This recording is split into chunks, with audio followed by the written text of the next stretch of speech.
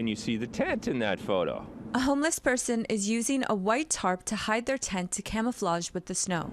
And this is where we're at. People are learning to hide better because we don't provide adequate resources for them. As temperatures drop below zero, many experiencing homelessness have been forced to use new methods to stay warm. It'd be minus 20 and they'll be staying there for the night. Some have been using emergency rooms, while others have had to be more creative. So if the question is, where do Indigenous women sleep in Montreal? Well, one's sleeping right there. This is not a rare occurrence. It happens every year in Montreal that homeless people are forced to use different ways to shelter during the winter. It's been a couple days since someone's been in here, but in the last month, someone has stayed under these stairs. In 2022, APTN had a similar interview about this issue with David Chapman. Chapman is the executive director of day shelter Resilience Montreal. The same theme just continues, all the way through this alley. And it's year after year, it's the same thing. For some, refuging outside of shelters can be fatal. Chapman says 2 Indigenous women who were in and out of homelessness died last week. Deaths of Indigenous homeless people is not a new occurrence. April Blue Boy finally went home to her home community, but it didn't work out, so she came down here and died of an overdose. Last summer, Resilience Montreal organized a memorial for those that had passed. This winter, Resilience Montreal wanted to have another memorial. However, new people die each week before one can be organized. Alexandre Amboise, the general director of Refuge Michuap Montreal, says homelessness in Montreal is growing, and in particular amongst Indigenous people.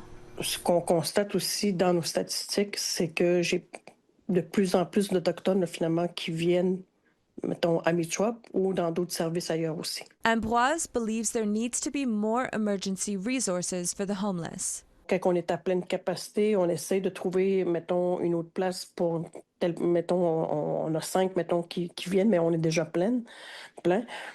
Et c'est de faire quand on fait des appels, on se rend compte que c'est plein partout. Fait que ça serait peut-être important d'essayer d'ouvrir peut-être d'autres choses ailleurs. While it's clear the demand for shelters is important, some say there needs to be more investment in transitional services. What the government is investing right now is just addressing the basic needs of people that are unhoused. What we want to see as an organization is people accessing an affordable apartment. Projet Autochtone du Québec offers resources to homeless people who are Indigenous in Montreal. Alongside emergency resources, PAC also offers transitional housing. This is the bridge between shelters and affordable housing. So this will be their space as well. They also have their shared rooms. So there's a living room, a dining room, a conference room.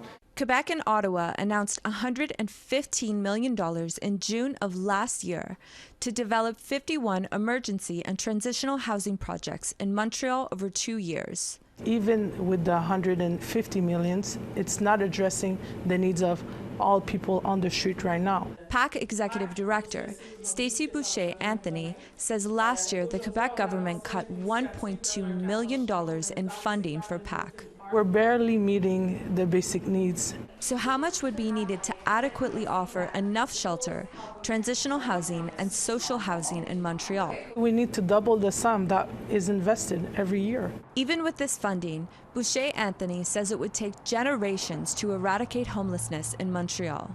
But in the meantime, Chapman has some ideas. I don't know about you, but it seems to me that maybe a year-round accessible shelters in every neighborhood might be an idea. I don't know, common sense? Savannah Craig, APTN National News, Montreal.